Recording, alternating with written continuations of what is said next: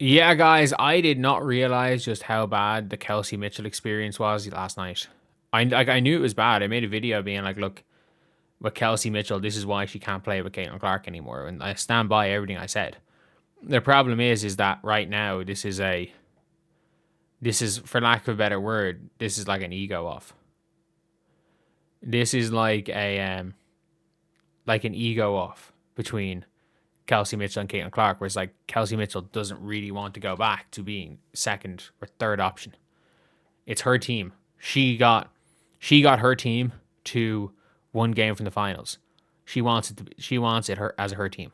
And look, I don't even think we can say Kelsey Mitchell's wrong, because Kelsey, a team ran by Kelsey Mitchell, is chaos ball. And I don't mean good chaos, I mean bad chaos. Like, anything can happen. And I watched this and I'm like, this feels like Kelsey Mitchell was trying to lose this game. I know she wasn't. But it's one of those things where it's like, um, it's a, like, it could, it just looks like someone trying to lose. Let's take a watch. Kelsey Mitchell is a talented scorer, but she might have the worst. She is not only a talented scorer, when she feels like it, she is a talented cutter. She is a 5 out of 10 defender. She is, when she wants to be, she's the best cutter in the league. I cannot stress that enough. Is that, like, we are Kelsey Mitchell realizing I'm an off-ball player away from the Fever being the best offense in the league. Basketball IQ of anyone I've ever seen. Look at this play here. She gets the steal, and the Fever are up by 5 with a minute left. So in this situation, all you want to do is hold it and bleed the clock and get a good shot. But no, she drives into the paint over. Yeah, I don't know what she was trying to do there. She shot a right-handed contested layup and didn't even hit the rim. Like, I did not know. I remember watching it and I'm like, oh, what the fuck is that? Like, that was to win the game. 2 defenders at 5'8", and it's a turnover. This is genuinely worse than the Fox play. They're up by 3 here with 7 seconds left. Maisha Hines Allen fall for passing her the ball. All they have to do is inbound the ball and hold it, because they're going to get fouled. Look at how she's looking at the rim. She was genuinely going to shoot this ball, and because of that, she doesn't control it, and it's a turnover. I've never seen anyone. And by the way, we got to be very clear. She also didn't foul as they hit a game-tying shot. They hit a game-tying shot right after the turnover, and she did not foul. That also has to be taken into account. Dribble the air out of the basketball more than Mitchell. Look at how she drives and draws too, and she's got Aaliyah Boston and Hines Allen both wide open with tons of space to make the pass, but she just doesn't. Fever up by 7 here. Like, this is what I always joke, and I was like, against the Liberty, she did this at least 4 times. Like, it's not even just a Nash dribble waiting for a cutter. She literally just runs laps. Like, I joke about that, and I'm saying she is just running laps of the court. Kelsey Mitchell, when she initiates the offense, running laps is not a crazy thing. Air out of the basketball more than Mitchell. Look at how she drives and draws too, and she's got Aaliyah Boston and Hines Allen both wide open with tons of space to make the pass, but she just doesn't. In fairness, she has a 6'3" and a 6'6" player on her. That's not the easiest pass to make. It's not. She still should have lobbed it into Aaliyah, but it's not. Like, Caitlin makes that pass, but like Kelsey's not a good passer. It's not an easy pass to make. Fever up by 7 here with a minute left. You know the Sky are going to try to get something quick. All you got to do is contest without fouling. But Mitchell hooks the arm of this Sky player here. That could have well been a foul. I kind of wish that was a foul. Because at least if that's a foul, Natasha Cloud goes to the line for the hack a shack instead of what actually happens. And then when the Sky player gets the ball to shoot it, Mitchell puts her hand on her back, basically shoving her, and that's a 3-shot foul. Horrible IQ. Like, she made 4 game-losing plays. 4 plays that you're like, these are game-losing plays. These are game-losing plays. And it's like, you don't want to see this. You just don't. Like, I would love for Kelsey Mitchell to just be the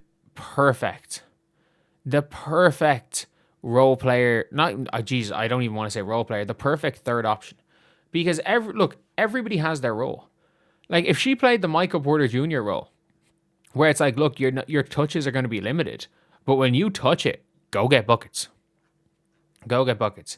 Like, when you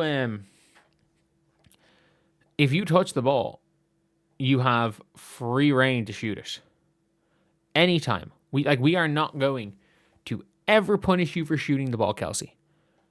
But the problem is that the Indiana Fever, we saw it especially again when the Sky went zone. And Caitlin a lot of the time passes the ball in and runs away.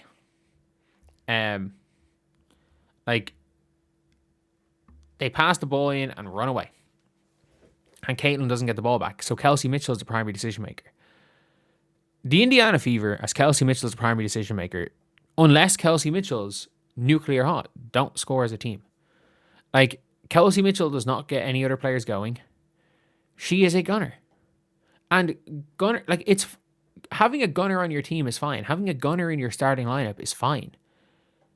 You're seeing it now where it's like, she is a terrible decision maker. And the Indiana Fever are using her as a decision maker. She should not be. Like, if you've ever played with if you've ever coached young kids, there's always that one kid that's like 12 years old and they play out their back garden they're the ones that like they play out their back garden for more than anyone else, or their parents have put them into coaching earlier than everyone else. And they just want to dribble every single time. And they just want to score every single time, but they don't really practice in a team. It's just, okay, yeah, I'm going to score every single time I touch the ball. And it's like, when you're coaching them as kids, you have to make rules where it's like, if you're not allowed to dribble more than twice. It's like, okay, yeah, if you can get to the basket in 2 dribbles, do it. If you're open, you can shoot it.